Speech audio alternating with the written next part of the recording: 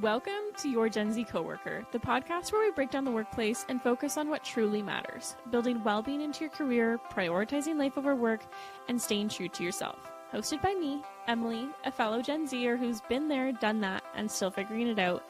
This is your space for real talk career advice, workplace trends, and actionable insights that put you first. From ditching outdated office norms to embracing the freedom to thrive authentically, I am here to guide and inspire you. So grab your coffee or snack of choice, hit subscribe, and navigate this work-life thing with me on Your Gen Z Coworker. Welcome back, everyone, to another episode of Your Gen Z Coworker podcast. I am your host, Emily. We're back here in the beautiful Blackmore studio. I was just going through their Instagram profile, and they were talking about how everyone compliments the light in this room. How could you not? It is stunning. The sun coming through right now. Spring is on the way. It's beautiful. It really did give full spring vibes walking up here. Yeah, it was perfect. So we are back with another episode, and I am here with Alyssa, who I'm so excited to have on the podcast. Welcome, Alyssa. Thank you for having me. Of course, of course. So Alyssa and I met, like what? Like 4 years? 5 years? 4 years. 4 years ago? Yeah, 4 years ago.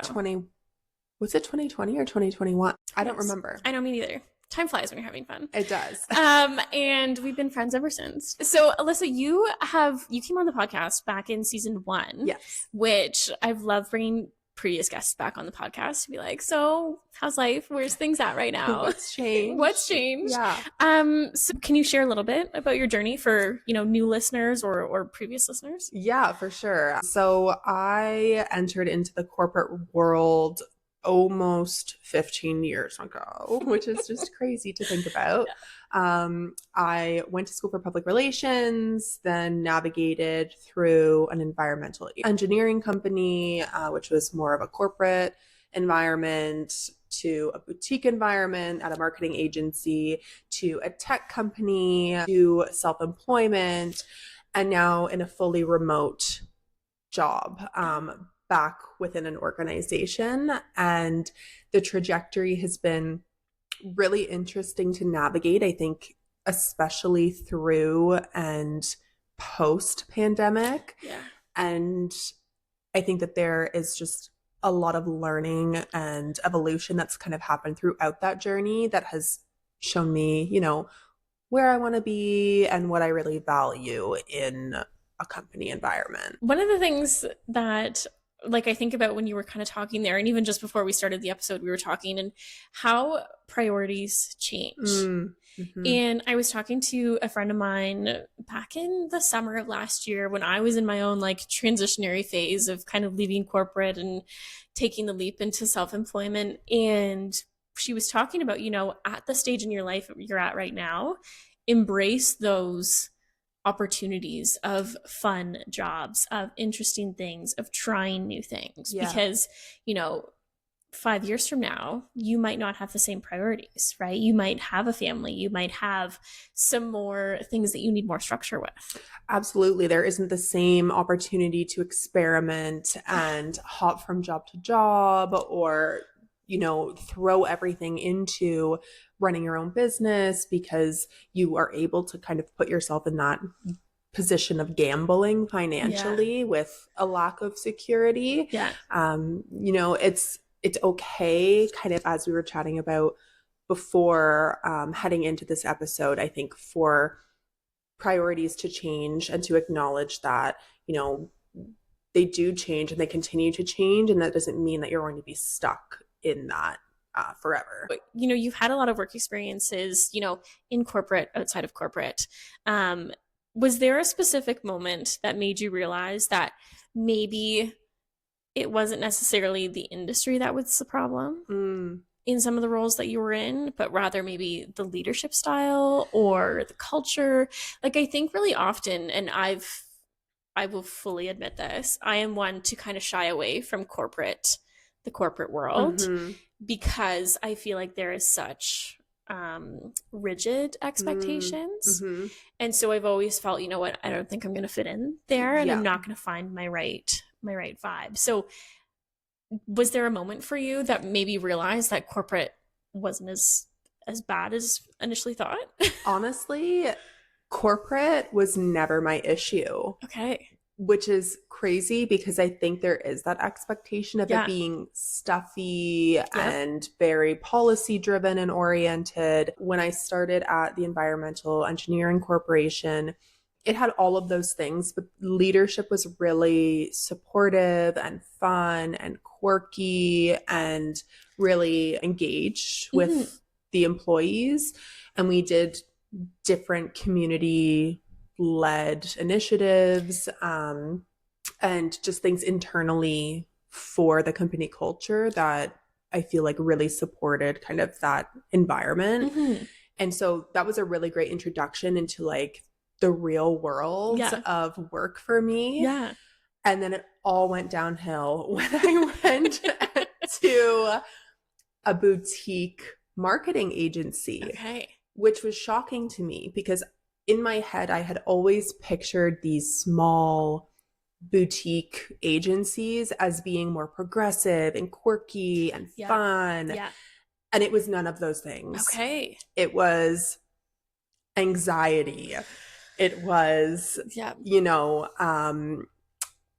leadership that was not often present. Mhm. And then when he would show up, it was, well, why am I not aware of what's going on, X, Y, and Z, as Mm. opposed to like, maybe show up and you would be aware. Yeah. Yeah. And just I think holding people who are all at an entry level position Yeah. within this boutique marketing agency, holding them to this standard that he himself Yeah. wouldn't maintain, Yeah. kind of thing, or uphold for himself. Yeah. Yeah. And so that when I really realized like red flags of what Yeah. I did not want in a work environment, what I Yeah. did not want in leadership, Yeah. or management style. And I did not last there very long.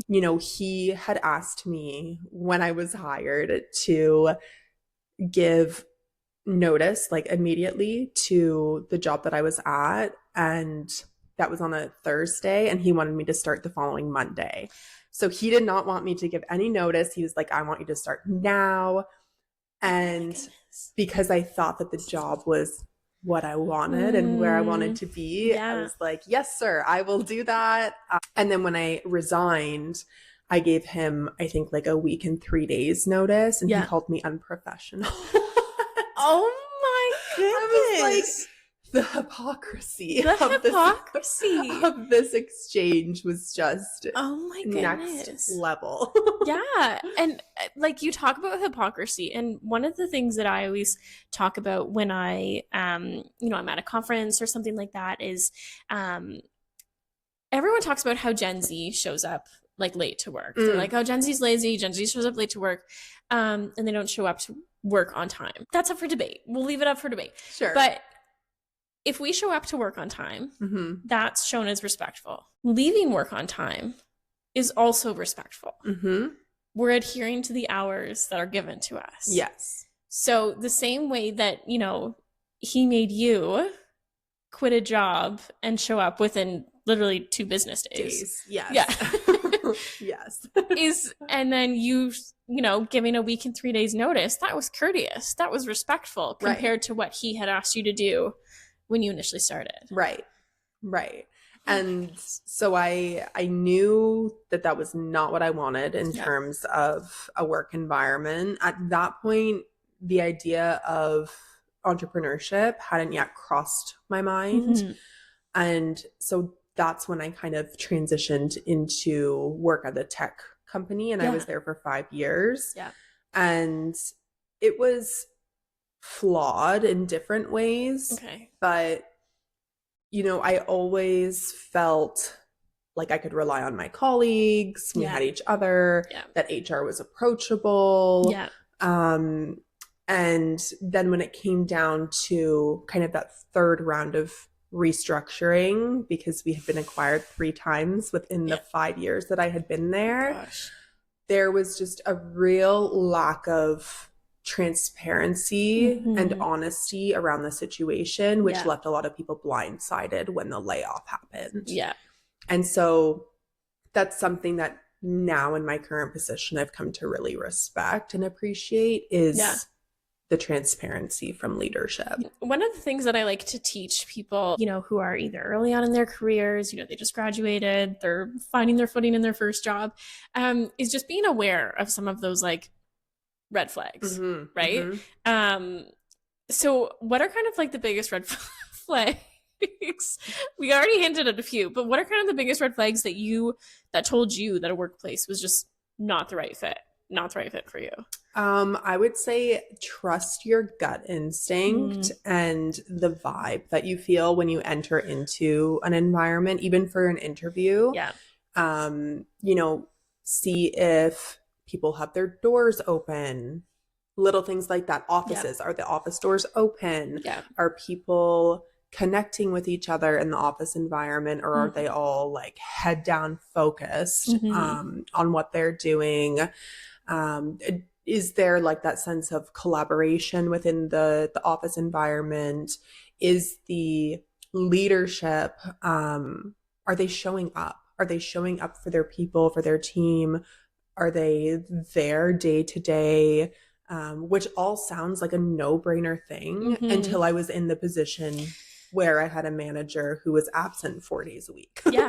So it is really, I think, a real red flag if you're expected to uphold standards that your leadership is not willing to reflect and uphold themselves. When you talk about going in for an interview and being in that office environment, how was it different when you applied for a remote position? Yeah, it was more intensive actually, which is surprising because I think the idea of remote is like, oh, it's more lax and easygoing because you get to work from home and it's comfortable. And that was not it. It was multiple interviews.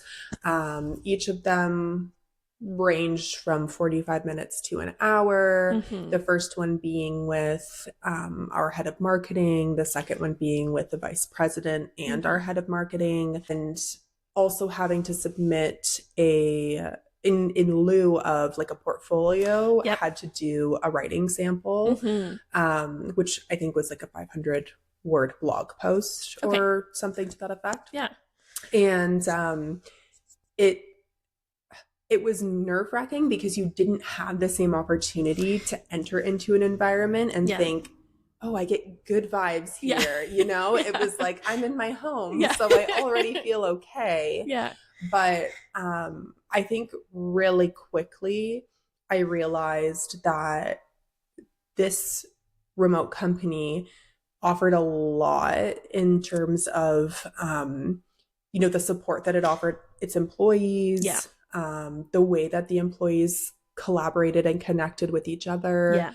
And even the like highs and lows that we would navigate together as a team. All of that was really inspiring and continues to be something that I brag about to people all the time. It's incredible. In terms of the interview process, I think it's really important to read between the lines. Whether it's in the types of questions they ask you or how they word the questions.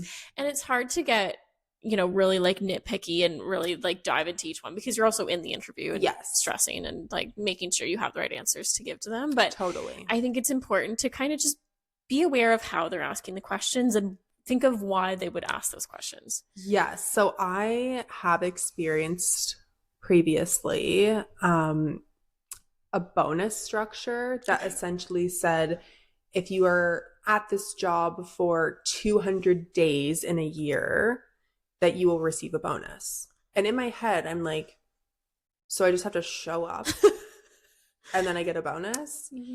But then I realized that it was likely to weed out people who were looking for like hours for maternity leave. Because once you hit 600 hours, which is about 4 months of 40-hour work weeks, then you are eligible for maternity leave. And that wouldn't be 200 days, right? And so to me, that was kind of a loophole in like family planning without outwardly asking, Interesting. what is your plan long Yeah. term? Do Yeah. you plan to have children? How long are we going to have you before you have children? Yeah. And so that's something that now that I'm at that stage in life where I do have two little ones, that, my spidey senses were just Yeah. like, why do you need to know? And Yeah. I think that that's why. I think Yeah. that that's why the incentive was kind of worked into that proposal. Yeah. Yeah. Intriguing. Yes. It's like asking the question without asking the question. Exactly. Exactly. Because I thought the same thing. I thought, what a weird Yeah. clause to incorporate. Yeah. But once I started thinking about it, and like, that has to be the reason why. Yeah. It makes no sense otherwise. Like, I'm just gonna get a bonus for showing up to work. Like, is that not what I'm supposed to be doing? Is showing up? Yeah, it's so, and I guess thinking of it from the flip side of things, right? From a business perspective, I mean, I guess they want to ensure that they're going to have you consistently, and Right. it's not just like a quick, I'm there for a short period of time and then I'm going to find something new. Totally. Right? And part of me wonders if that's maybe an issue in businesses that do struggle with high turnover, in which case it's more of an incentive to keep people there longer term, so they know that, the investing, the training that's going on for this new employee is going to come back to them, as a valuable employee who's going to be sticking around. Yeah. And so that's kind of one of the things that I kind of assumed was behind the inclusion of that, but it still was one that I had never seen before. Yeah. And when I saw it, I was just like, pardon? Yeah. And I remember a previous episode when we had Lauren on the podcast, we were talking about, listening to that gut feeling, or like listening to those little spidey senses. But I think it's important. And I think that's probably the biggest piece of advice that we can give to people who are, in a career transition phase or starting out in their careers. Just listen to those little signals, because I think, they speak louder than a lot of other things. 100%. Yeah. What are some of the key things that you have experience with that makes employees feel valued and supported? Because I think a lot of, like, especially Gen Z, we're wanting to find that place where we feel valued and we feel like our employee journey is customized to us, and we're not just another number, not just another title. Yeah, absolutely. I find, at this current company that I'm at, some of the things that really stood out to me were the transparency of leadership, which, as mentioned, was an issue in a previous role. Yeah. So we have offices around the world, and we are a strictly remote based company. And so every quarter we do an assembly, essentially, where we celebrate each other and each other's accomplishments. We chat about finances, where the company is at, how much cash is in the bank, if we're ahead of budget or below, like what that quarter has kind of looked like from that perspective. If we've gained any new members, or we have people celebrating anniversaries, they all get highlighted. I remember, within the first year of being at the company, and the very first assembly I was part of, they had my family's picture up on the screen as a way to welcome me into the company, and also just highlight, my little family. Yeah. And returning from mat leave, same thing, had my picture up there, welcomed me back into the family. Yeah. And those things, I think, are really impactful, and they don't seem like much, but they make you feel seen as an employee, and not just, like you said, a title or someone that's contributing to the bottom line kind of thing. One of the other things that we do is employee recognition. So we all have the opportunity to nominate peers that represent our core values, and give them like a shout out, essentially. And then we go through those in the assembly as well. They're on a slideshow Yeah. and everyone's, dinging the little party Yeah. button in Google Meets. And it's just a really feel good kind Yeah. of event. And then from there, outside of that, there's also the opportunity to grow and invest in ourselves and our Yeah. interests. There's a lot of this idea of supporting people within the company that have core values that are important to our company. Yeah. So even if somebody is maybe struggling in a specific role, Yeah. but they have the core values that are important to us as an organization, instead of like letting somebody go, they might be moved into a different position or a different team. Yep. And so I think that really goes to show the care around the community that is our team versus like identifying someone as just being replaceable. Yeah. Yeah. I think everything that you've talked about there really goes into like, what I talk about and like what I value in an organization, right? Those pieces of like individuality, like being who you are and like wherever your strengths are, wherever your values are, the company just like meeting you where you're at. Totally. Yeah. Keeping that human perspective in there, talking about your family and, welcoming you back from mat leave. And I think all of these pieces combined make a really, really great work environment. Absolutely. I think really often, sometimes businesses get caught up in thinking, well, I'll just start with one thing. Yeah. And, starting off with one thing is great. Test it, trial it. If it works, great. Don't let it just be the one thing. Absolutely.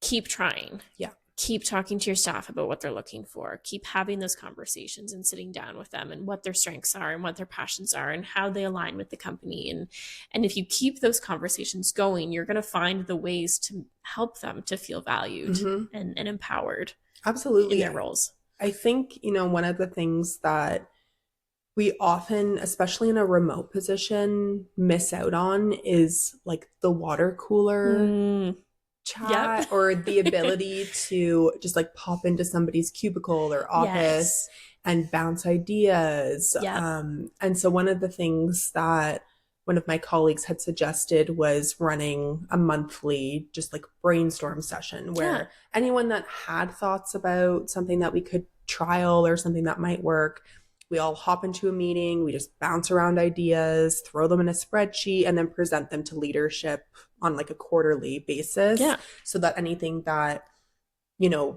maybe is worth trying can be worked into our milestones for the next quarter. Yeah. And these are all community, like team-led initiatives. Yeah. And that to me in itself suggests that people care about the company and wanting to make it even better than it is, instead of just saying, oh, they're like, there's no hope for this company to improve, like leadership's not open to it. Yeah. They're, the turnover rate is too high. It's a lost cause essentially. And so I think when you start seeing that level of care, even from entry-level employees, that's a really great sign. Yeah. So being fully remote, one of the things that, a lot of companies talk about is, or they don't talk about, but we see, is that they feel like they can't trust their employees. Right? They're like, well, they're at home, they could be doing who knows what, I don't know what's going on. And so some companies don't feel as though they can have, even a few days remote away from the office, right? So, but how has being trusted to be able to work from home instead of being micromanaged, how does that affect your, engagement in your work, and how does it affect your performance? Like being able to be trusted that you're at home and you're going to get the work done. I think, I went from commuting to working for myself through the pandemic. So commuting to an office that was busy and bustling and you could have those conversations, to then working remotely, and I think about the time that I spent in the car just driving to and from Waterloo every single day. Yeah. And as soon as I started working from home, the amount of time that I gained back that I then realized I could either spend that, you know, getting myself put together so I actually feel good and in a good like mental state, which also adds to productivity. Like, or I could hop on a little bit earlier, finish my day a little bit earlier, and have some more meaningful time with my kids at that point. For me, through the interview process, because in between the job in Waterloo at the tech company and this company, I worked for myself for 5 years. I was very adamant in the interview about my needs, and one of those needs was a lack of micromanagement. I knew that I did not work well being micromanaged, that it would deplete me and my energy, that I would not be engaged. And they were extremely receptive to that and appreciative that I was forthcoming about that. And so from there, you know, they are really great about recognizing that we are all people who have lives.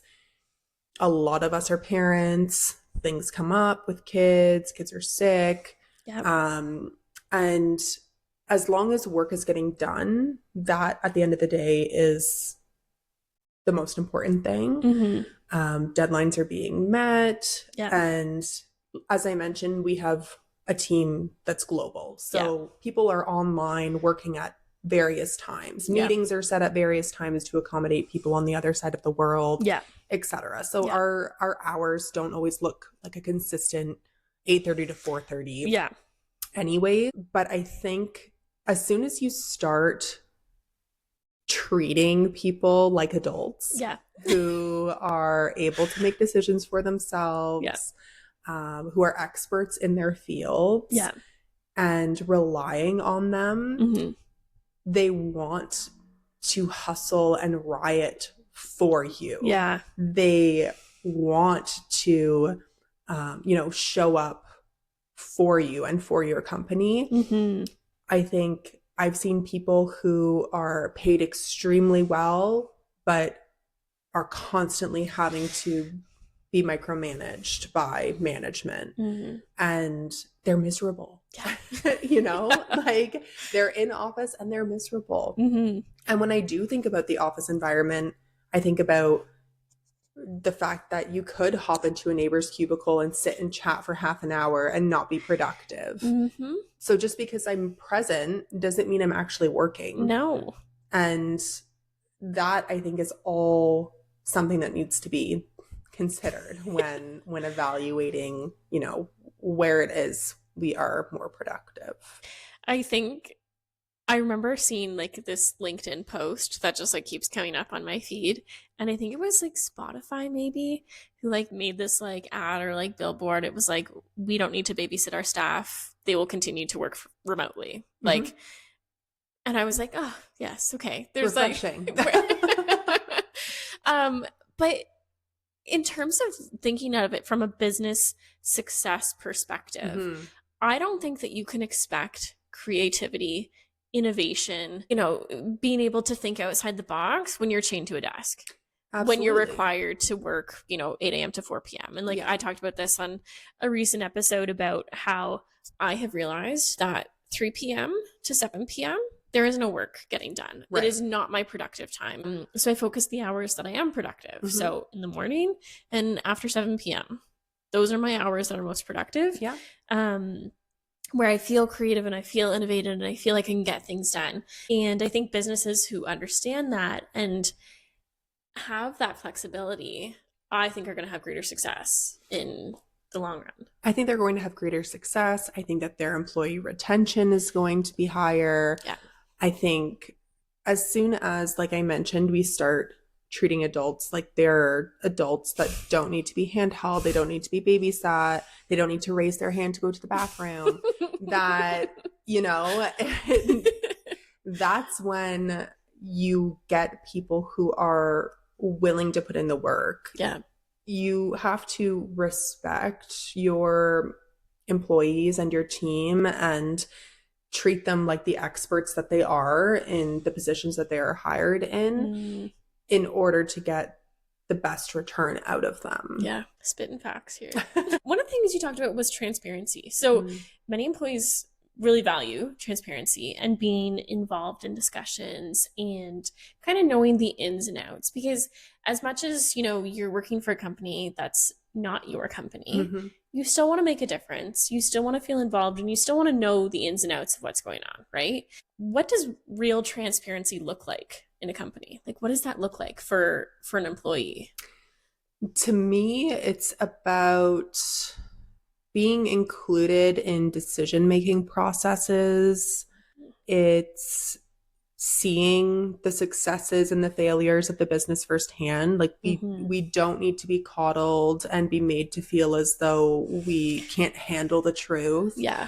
You know, we're all pulling towards the same goals at the end of the day. Yep. And I think the more transparent you are about setbacks or potential trials and tribulations surrounding those goals, the easier it is for everybody to identify, you know, changes that they could be making themselves to help maybe reorient the direction. And I think about the talk of tariffs, which at the time of this recording is mostly just talk, but we don't know for sure. Yeah. And that was one of the conversations that our team recently had was, are there any concerns about tariffs? Are there any concerns about artificial intelligence? Are there any concerns about AI taking your job? Where do we think we can make changes or improvements, or how do we think we can use AI to better support our team versus, you know, using it to shrink a department, for example. And I think acting like something doesn't exist and isn't there is way more unsettling than having a forthcoming conversation about it and taking the temperature of your team and seeing where those concerns lie and addressing them instead of trying to mask as though everything is okay all of the time. What was kind of the biggest point for you that you realized how much you valued being included in the decision-making process? That's a great question. I feel like I've always wanted to be included in the decision-making process, or at least feel as though my thoughts and opinions are being heard, even if they aren't necessarily contributing to change within the company. Let me know that you want to hear my thoughts, that you care to hear them. You know, just because I am not in a management position or position of leadership doesn't mean that my thoughts and opinions and feelings are invalid. I think that just recognizing that people are people and that everybody starts in an entry-level position and works their way up is a really great reminder for somebody in a position of leadership, because, you know, they also have to think about their trajectory. Where did they start? What feelings and thoughts were they having about their management at the time? What did they want to see that was different in the company? And are they actually implementing those things now that they have the power to be doing so? Because I do think that it's easy to get lost in the policies and the procedures and the overall responsibilities and just say, I don't have the capacity to do it, so I'm not going to do it. Yeah. One of the speaking engagements that I had before, I had opened it up for questions at the end, and I was met with a manager who was like, I have, 100 staff that I manage. How am I supposed to sit down and have a conversation with them, each of them? And I said, well, you open up your calendar and you block some time off. It's either you sit down and block out time for 10 minutes, sitting down with your employee and having a conversation with them, or you spend how many hours and weeks and time and money to find a new person for that position. Absolutely. Yeah. And also think about the importance of accessibility in every capacity of Yeah. our lives. Being approachable as a leader, being accessible as a leader. I used to be able to walk up and knock on my boss's door if I needed to. Now I can shoot a Slack message if I want and hop into a Google Meet for 10 minutes. Yeah. Or, we have daily, what we refer to as stand-ups that are 15-minute check-ins with our team. And if somebody's stuck somewhere, you stay on the call a little bit longer and hash it out and then move on with your day. Yeah. It is all part of the process, and anybody who is committed to making change will prioritize it. It, at the end of the day, is very evident in people that are open and willing and have the desire to commit to that change versus those who are just committed to talking about it. Yeah. If they wanted to, they would. If a company wanted to start to make changes today, in this moment right now, to better support its employees, to really focus on that piece of like retention, keeping their staff, what's one of the most impactful things they could do, in your opinion? I would start with a forum. Whether you are remote, then that would just be, as I mentioned, like an assembly with your entire team. Yeah. Or a forum, town hall, in person. Everybody comes in, leadership is at the front, gives an idea of the changes that they want to implement, have a digital survey go out on SurveyMonkey or like a Google form, send it out in Slack or Teams, and make that a regularly occurring part of your process. And as we mentioned, talk is one thing. Action is the thing that really gets things done. So setting that up is great, but you actually need to read and digest the responses that come through. I think having, from the perspective of transparency, a weekly email from the CEO or leadership, whatever that looks like, highlighting some of the different things that are happening within the company, some of the successes, some of the shortcomings, without a focus on the negative, but also not pretending that it doesn't exist, is really important. Keeping that in mind, I think that sending out like random kudos to employees and acknowledging when they're doing cool things. You can do it in a general chat, in a general email, like sent out to your team as a whole. You can do it on the larger perspective as a forum or town hall or a virtual assembly. But I think at the end of the day, people want to feel seen and heard and acknowledged, and like what they're bringing to the table matters and is making a difference within the company. And I think if you lead from that perspective, it becomes really easy to see areas of improvement. Opening that communication. Totally. And taking it from the step of, we're hosting this. We want your feedback. We will acknowledge it and we will move forward with it. Absolutely. Keeping the piece of like sustainability in mind.